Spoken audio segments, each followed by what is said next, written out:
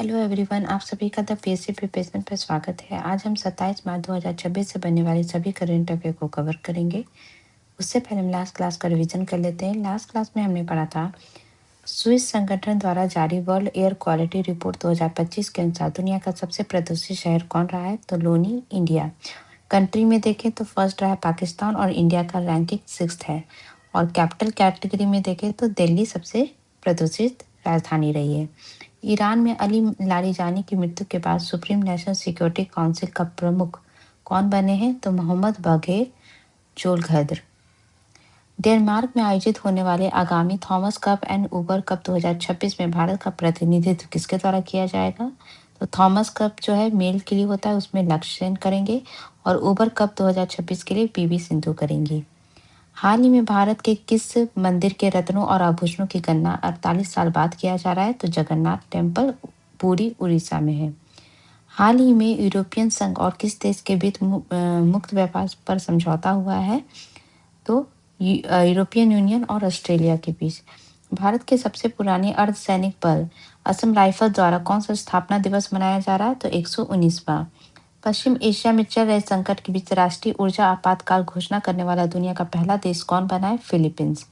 NDFEB rare earth magnet plant किस शहर में शुरू किया गया है, हैदराबाद में। कॉमनवेल्थ यूथ गेम्स 2027 किस देश में संपन्न होगा, तो ये माल्टा में होगा। ये थे लास्ट क्लास के रिवीजन। अब शुरू करते हैं आज की क्लास को। पहला क्वेश्चन है, समान नागरिक संहिता यूसीसी लागू करने वाला भारत का दूसरा राज्य कौन बना है, तो ये बना है गुजरात। इससे पहले पहला राज्य कौन था, उत्तराखंड, और जो है अब दूसरा बना है गुजरात। तो गुजरात विधानसभा ने इस जो समान नागरिक संहिता यूसीसी बिल है उसको पास कर दिया है, और ये पास करते ही जो है यूसीसी विधेयक पारित करने वाला देश का ये दूसरा राज्य बन गया है। तो राज्य में सभी जातियों, धर्मों, संप्रदाय के लोगों के लिए विवाह, तलाक, उत्तराधिकार, गोद लेने, लिव इन रिलेशनशिप को लेकर एक समान कानून रहेगा। ये यूनिफॉर्म सिविल कोड का ये रूल कहता है। ठीक है। और मैंने आपको पढ़ाया भी था कि गुजरात में जो है इस बिल का जो ड्राफ्ट किसके द्वारा तैयार किया गया था, जस्टिस रंजना देसाई के द्वारा। ठीक है। यूसीसी की बात करें तो इसमें जो सभी धर्मों के लिए एक ही कानून का प्रस्ताव करता है, जिससे व्यक्तिगत कानून की विविधता समाप्त हो जाती है। संवैधानिक आधार क्या है कि ये हमारे भारत के कॉन्स्टिट्यूशन के आर्टिकल 44 में, जो कि किसके अंतर्गत आता है, राज्य के नीति निदेशक तंत्र DPSP के अंतर्गत आता है।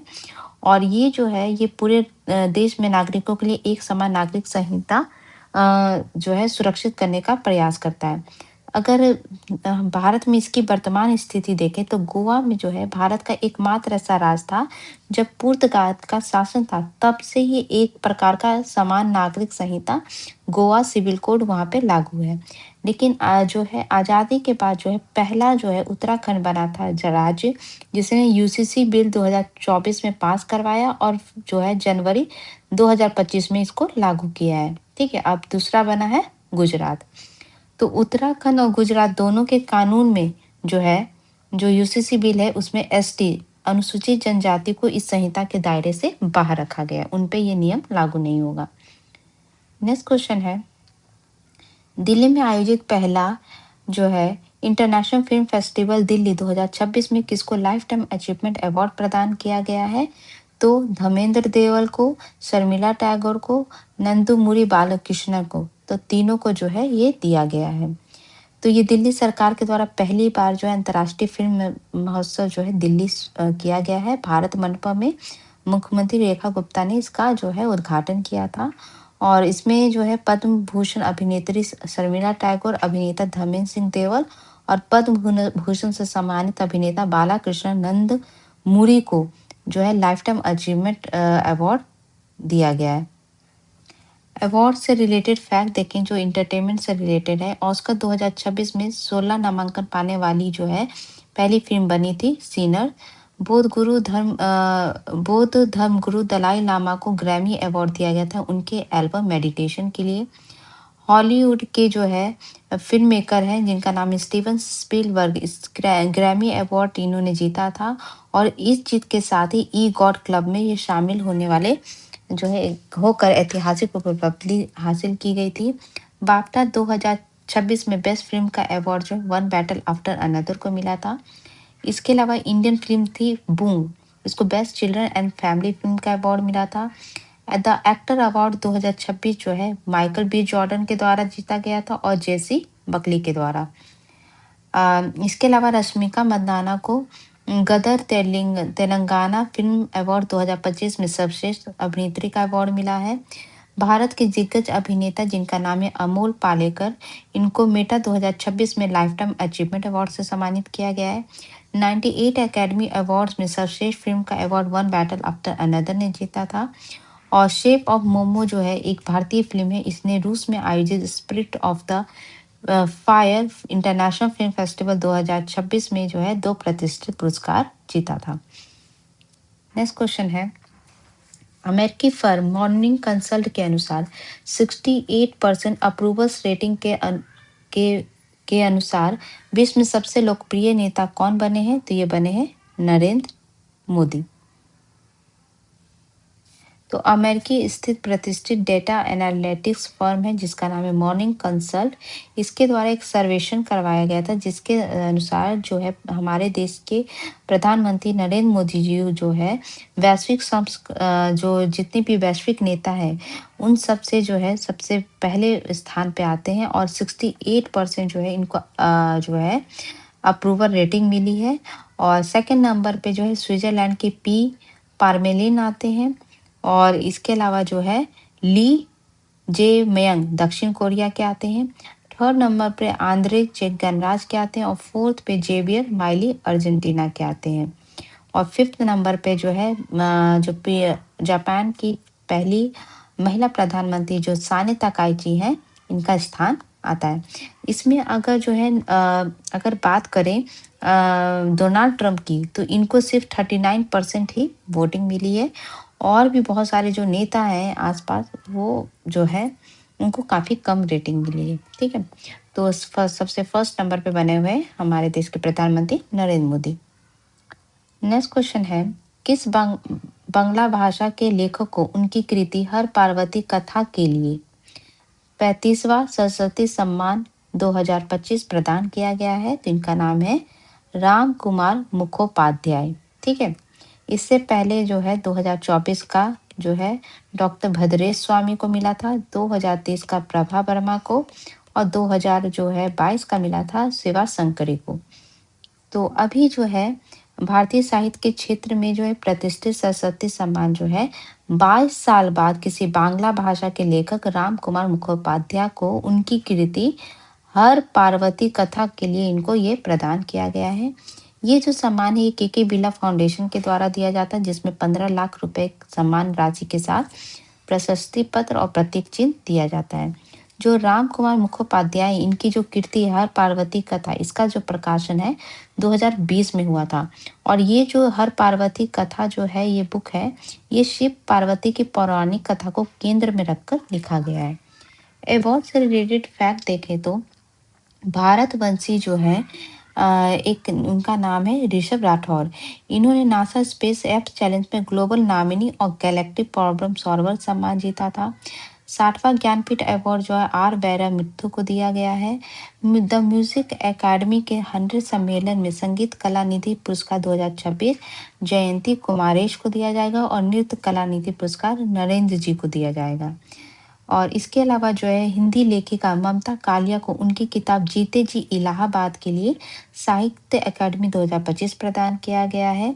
अंग्रेजी लेखक है जिनका नाम है नवतेज सरना, उनको उनकी किताब क्रिम्सन स्प्रिंग के लिए अंग्रेजी में साहित्य अकादमी अवार्ड 2025 प्रदान किया जाएगा। किस ह्यूमैनिटेरियन अवार्ड 2025 नीता अंबानी को दिया गया है?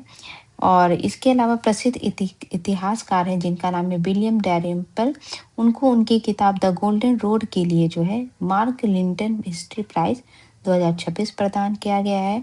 जल के क्षेत्र का नोबेल पुरस्कार कहा जाने वाला स्टॉकहोम वाटर प्राइज 2026 जो है कावे ममदानी को दिया गया है जिनका संबंध ईरान से है। भू विज्ञान का नोबेल कहा जाने वाला क्रे फूड प्राइज 2026 जो है भारतीय मूल के जलवायु विज्ञानी वीरभद्रन रामानाथन को दिया गया है। और ग्लोबल टीचर प्राइज 2026 जो है रूबेल नागी को दिया गया है। ये इनका संबंध इंडिया से है। नेक्स्ट क्वेश्चन है, US world university ranking by subject 2026 के अनुसार भारत पूरे विश्व में कौन से स्थान पे है? तो या इंडिया से जो है जितनी यूनिवर्सिटी को इंक्लूड किया गया था उसके बेसिस पे जो है इंडिया जो है 4th पोजीशन पे। फर्स्ट पे अमेरिका है, सेकंड पे इंग्लैंड है और थर्ड पे चाइना है।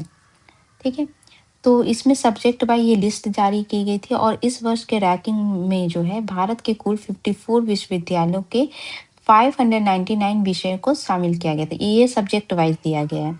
टॉप 50 में भारत की जो है 27 बार वैश्विक शीर्ष 50 में अपनी जगह बनाई है। इंडिया से जो है JNU, IIT Delhi, IIT Bombay और ब्रिट्स पिलानी को शामिल किया गया है दुनिया के टॉप 50 संस्थानों में। ठीक है, और अगर आईआईटी दिल्ली की बात करें तो ये भारत का सर्वोच्च रैंक वाला संस्थान बनकर उभरा है जो वैश्विक स्तर पे 123 स्थान पे आता है। जेएनयू की बात करें तो ये आर्ट एंड ह्यूमैनिटी जैसे विषयों में जेएनयू ने अपनी मजबूत पकड़ बनाई है। आईआईटी बॉम्बे जो है 3 विषयों में दुनिया के टॉप 50 स्थान में हासिल किया गया है। आईएम बेंगलोर को बिजनेस और मैनेजमेंट की पढ़ाई के लिए इसे देश का नंबर 1 बिजनेस स्कूल माना गया है। ग्लोबल में कौन टॉप किया है तो एमआईटी जो है 14वें वर्ष दुनिया का नंबर 1 विश्वविद्यालय बना है और सेकंड पोजीशन पे इंपीरियल कॉलेज लंदन। ठीक है, नेक्स्ट क्वेश्चन है, दुनिया के सबसे बड़े single piece 3D printed booster engine जिसका नाम है इग्नाइट का सफल परीक्षण किसके द्वारा किया गया है? तो ये किया गया है अग्निकुल कॉस्मोस के द्वारा। तो भारतीय अंतरिक्ष स्टार्टअप है अग्निकुल कॉस्मोस। इन्होंने चेन्नई में दुनिया के सबसे बड़े single piece 3D printed booster engine Ignite का सफलतापूर्वक परीक्षण किया है और इसका जो ये 1 मीटर लंबा इंजन है जो पूरी तरीके से सिंगल पीस के रूप में 3D प्रिंटेड है जिसे उन्नत एन कॉल सुपरलाइट से बनाया गया है। इससे क्या होगा कि ये परीक्षण छोटे उपग्रहों के जो परीक्षण होगा मतलब जब उसको लॉन्च किया जाएगा तो उस समय सीमा को काफ़ी कम कर देगा जो रक्षा और आपदा प्रबंधन जैसे क्षेत्रों के लिए महत्वपूर्ण है। अग्निकुल कॉस्मोस की बात करें तो आईआईटी मद्रास का एक स्टार्टअप है और ये भारत का पहला निजी लॉन्च पैड और मिशन कंट्रोल सेंटर भी स्थापित किया गया है इसके द्वारा। साइंस एंड टेक्नोलॉजी से फैक्ट देखें तो हाल ही में डीआरडीओ के द्वारा सॉलिड फ्यूल डक्टेड रैमजेट का सफल परीक्षण किया गया था। संयुक्त राष्ट्र के द्वारा एआई कमेटी बनाई गई थी, उसमें भारत के प्रोफेसर बलराम रविंद्र को शामिल किया गया था जिसका संबंध आईआईटी मद्रास से है। इसरो के द्वारा जो आगामी चंद्रयान मिशन 4 है उसके लिए चांद पे एक लैंडिंग साइट को फाइनल किया गया था जिसका नाम है MM4 मॉन्स माउंटेन पे है। इसके अलावा जो है इंडिया के द्वारा 13.5 मीटर व्यास का नेशनल लार्ज ऑप्टिकल टेलीस्कोप विकसित किया जाएगा और थ्वाइस ग्लेशियर जिसे डूम्सडे ग्लेशियर भी कहते हैं उसका संबंध अंटार्कटिका से है। आईआईटी कानपुर के द्वारा जो साथी पोर्टल विकसित किया गया उसको शिक्षा मंत्रालय के द्वारा राष्ट्रीय मान्यता मिली थी और भारतीय वैज्ञानिकों द्वारा अल्जाइमर बीमारी के लिए खोजे गए सक्रिय अणु का नाम I43 रखा गया है। भारत के संस्थान आईआईटी कानपुर के द्वारा सौर गतिविधियों और तूफानों का सटीक पूर्वानुमान के लिए 3D डेटा मॉडल विकसित किया गया था और हैदराबाद का एक स्टार्टअप है जिसका नाम है स्काई रूट एरोस्पेस के द्वारा धवन 3 इंजन का 145 सेकंड तक सफल परीक्षण किया गया था। गरुड़ एरोस्पेस एक ड्रोन निर्माता कंपनी है, इसके द्वारा मानव और वन्यजीव संघर्ष को कम करने के लिए स्वदेश जो है यूएवी विकसित किया गया था। नेक्स्ट क्वेश्चन है, झारखंड की विधायक कल्पना मुर्मू सोरेन को महिला सशक्तिकरण के लिए कौन सा अवार्ड प्रदान किया गया है? तो इनको अवार्ड प्रदान किया गया है वुमेन एम्पावरमेंट अवार्ड। ठीक है, तो ये झारखंड के गांधी विधानसभा क्षेत्र की विधायक हैं और झारखंड की मुख्यमंत्री हेमंत सोरेन की पत्नी है। कल्पना मुर्मू सोरेन को महिला सशक्तिकरण के क्षेत्र में उनके उत्कृष्ट योगदान के लिए महिला सशक्तिकरण women empowerment trail blazer award महिला सशक्तिकरण पथ प्रदर्शक पुरस्कार से इन्हें सम्मानित किया गया है। और ये जो आयोजन है ये ब्रिक्स CCIWE के जो है वार्षिक महिला शिखर सम्मेलन के दौरान जो ये आयोजन हुआ था और ये पुरस्कार जो है BRICS chamber of commerce and industry के महिला सशक्तिकरण विभाग के द्वारा दिया जाता है। तो झारखंड में महिलाओं के उत्थान के लिए जो इन्होंने काम किया है उसके लिए इनको women empowerment trail blazer award, यहाँ पे ट्रेल ब्लेजर होगा, ट्रेल ब्लेजर अवार्ड जो है प्रदान किया गया है। झारखंड से रिलेटेड फैक्ट देखें तो झारखंड की जो है थी कल्पना सोरेन, इन्हीं के बारे में जिक्र है। इनके द्वारा पहली बार जो दावोस में वर्ल्ड इकोनॉमिक फोरम 2026 हुआ था, उसमें ये संबोधित भी करने गई थी। तदासा मिश्रा जो है झारखंड की पहली महिला डीजीपी बनी है। 53 साल बाद पुराना जो है सोन नद विवाद था, जो बिहार झारखंड के बीच जो था, वो सुलझ गया था। दावोस में जो है वर्ल्ड इकोनॉमिक फोरम 2026 के बैठक में जो है झारखंड के मुख्यमंत्री जो है हेमंत सोरेन, ये भारत के पहले आदिवासी निर्वाचित नेता के रूप में जो यहाँ शामिल हुए थे, और यहाँ पे इन्हें प्रतिष्ठित व्हाइट बैज प्रदान किया गया था। इसके अलावा झारखंड का पलामू टाइगर रिजर्व है, इसके द्वारा वन जीबी दीदी पहल की शुरुआत की गई थी। नेक्स्ट क्वेश्चन है, हाल में संसद से पास हुआ ट्रांसजेंडर पर्सन अमेंडमेंट बिल 2026 में किसे बाहर करने या हटाने का प्रस्ताव दिया गया है? तो ये दिया गया है सेल्फ परसिस्ट पर्सन आइडेंटिटी, मतलब जो लोग खुद अपने आप को डिक्लेयर करते थे ट्रांसजेंडर है, उनको जो है एक्सक्लूड किया गया है। ठीक है, तो इसमें जो है ट्रांसजेंडर व्यक्ति अधिकार का संरक्षण संशोधन विधेयक 2026 जो है, ये मुख्य रूप से स्व पहचान के अधिकार, राइट टू सेल्फ आइडेंटिफिकेशन और व्यापक परिभाषा को जो है बाहर करने या हटाने का प्रस्ताव करता है। स्व पहचान का अधिकार मतलब राइट टू सेल्फ आइडेंटिटी में क्या है कि 2019 का जो नियम था ना, उसके तहत व्यक्तियों को अपनी जेंडर पहचान खुद चुनने का अधिकार था। लेकिन 2026 का जो ये अभी संशोधन विधेयक पास हुआ है, वो इस धारा को हटाता और इसकी जगह एक मेडिकल बोर्ड का गठन की सिफारिश को अनिवार्य बनाता है कि कोई भी आदमी खुद सेल्फ डिक्लेयर नहीं कर सकता है कि हम ट्रांसजेंडर हैं।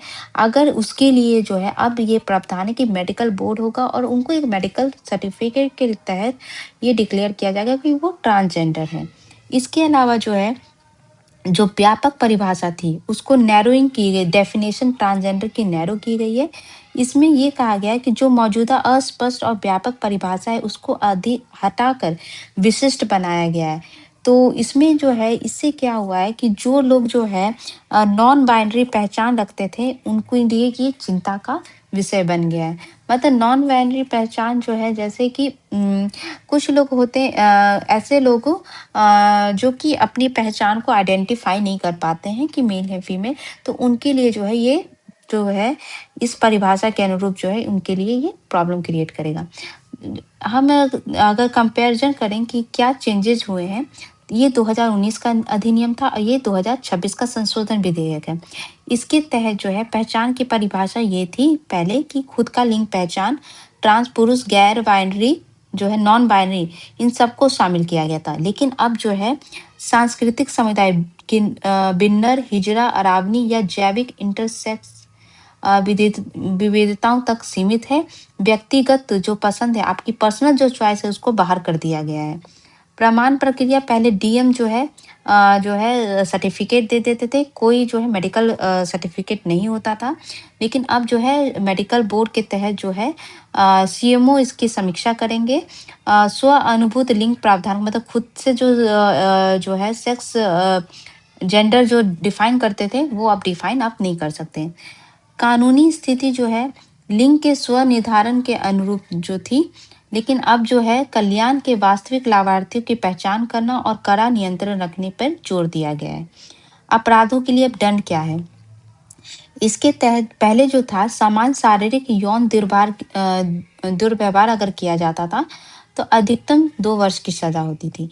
लेकिन अगर आप जबरन जो है अगर अंग भंग कर रहे हैं, बाल शोषण के लिए कर रहे हैं, तो 10 साल से लेकर आजीवन कारावास है, और सामान्य दुर्व्यवहार कर रहे हैं उनके साथ तो अधिकतम 2 वर्ष की सजा है।